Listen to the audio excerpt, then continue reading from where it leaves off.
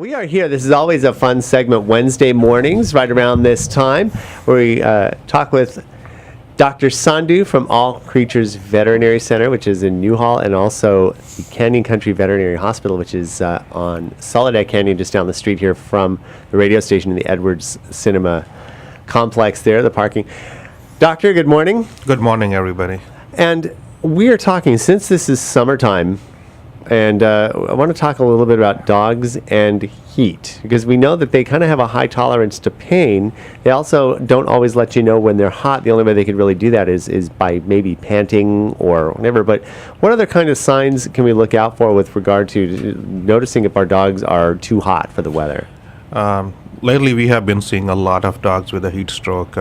Mostly it's with a dog with a thick hair coat, and people still take them out or keep them outdoor dogs. They have been outdoor dogs, but in this much heat, it's not the time to keep them out. And when they start having a heat stroke, it's a lot of panting, drink a lot of water, and especially when the deep-chested dogs that drink a lot of water, they can have an issue with a bloat, and that's not a good one to have either.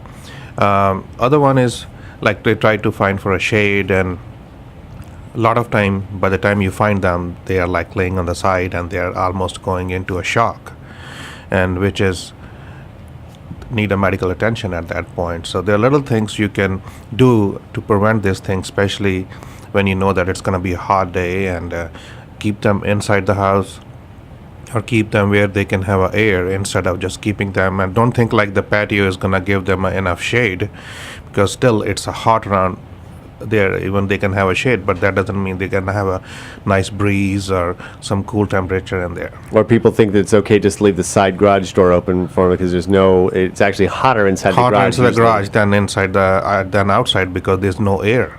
And we're talking also about having not only plenty of water for them, but as far as symptoms go, just being overtly lethargic and things like that too, right? Oh yeah, mostly when they go into a heat stroke, they just lay down. They are not like happy dog, or it's not like he's gonna be walking out. Mostly by the time we see them, their lateral recumbency, they're breathing hard. They a lot of got swelling in the trachea because of the heat and panting in there, in the lung tissue.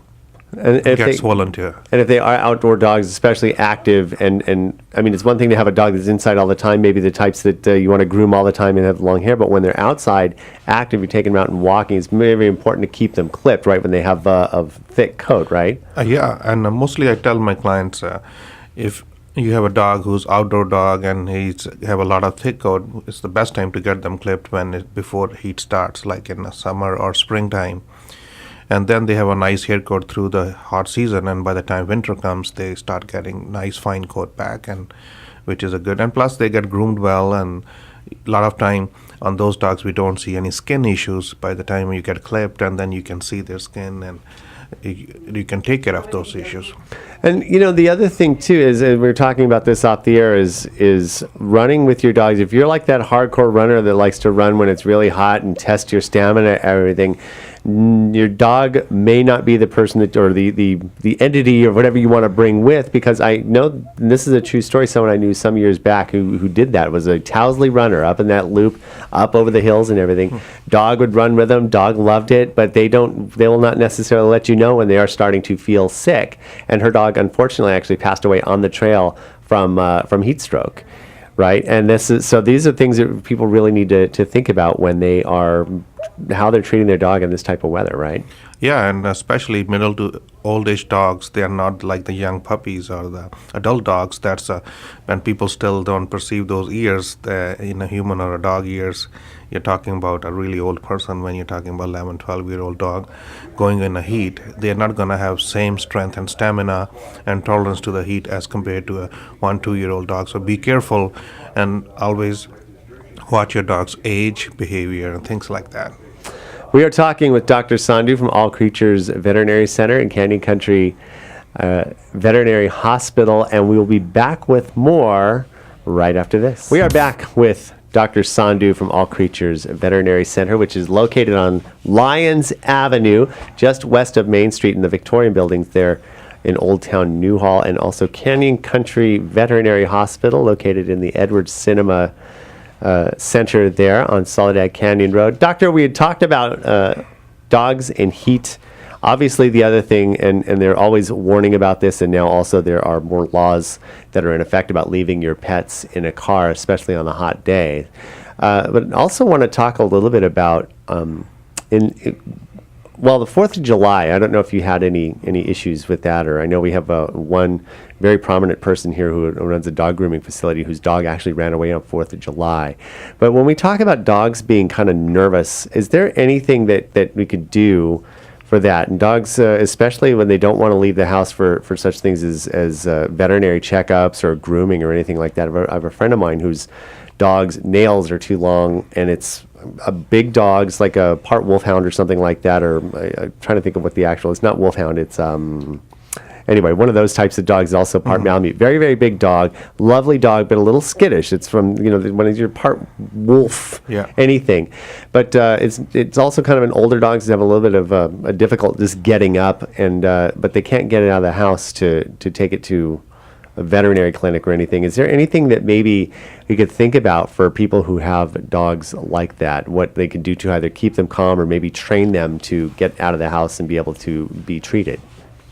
Yeah, as for the 4th of July is concerned, especially when they're firecrackers, dogs gonna act like that, and that's where we always recommend give them a little bit tranquilizers, go see your vet, consult with them, and they can give some tranquilizer. You can start like a day or a couple of days before 4th of July and keep on doing a couple of days afterwards, because people start doing firecrackers not on 4th. It start a little bit earlier too. It's true. You got to just start firing off, making sure they work, right? Yeah. And especially the frequency, the hearing frequency is way different than us. Things we may not hear, they can hear from the distance, and that's make them nervous. Sometimes feel like, okay, I'm not hearing anything. Why my dog is start pacing or acting like this? Because they hear it, we don't. That's the one thing. As for dogs having an issue having a nail clips, we do see a lot of those problems, and I always recommend people when they're puppies, start touching their feet, start playing with their ears, just like a love affection, so that they get used to it. It's one of the biggest issues, especially with the large hound dogs. Somehow they don't like their feet to be touched. And if your dog already has an issue, then you can again consult with your vet and give some little bit of tranquilizer before you going to put them in a car or taking it out or taking to the groomer, so that way they don't stress out, they don't have anxiety. And those medications are very safe, and each veterinarian knows how much dose your pet is going to need, so they're not like sleepy or totally you have to carry them out, but mellow enough to work on them. And it helps then having a dog not given anything and they have flipping around and they hurt themselves. And it's, the other thing too is, as far as understanding that from puppies you could do certain things, but what if, let's say, for example, you have either inherited, adopted, somehow brought in an adult dog into your life that maybe has these issues. Is there a way you can kind of start them off and get them trained to eventually move forward and kind of overcome some of their fears? I know that I've had adult dogs that I've adopted where I've had to kind of overcome some of those issues that maybe they have from their former owners or whatever their issues are. Is there anything we can do about that? What I say always, people think about us, we are changing as the things are changing in life.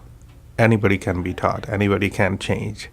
The thing is, you need some dedication, you need to know about that too. So if you know about your pet and you're adopting something who has some issues, you already know that that's the problem. So you prepare yourself, you learn about it, and you do it. Yeah, training is always good. Trainers knows, or a lot of time you don't have to send your dog for training, have them go there, you learn with them, and that's how you're gonna adjust your dog to your own environment. So I don't believe in that my dog can never be changed. We are dogs too, we change with the time.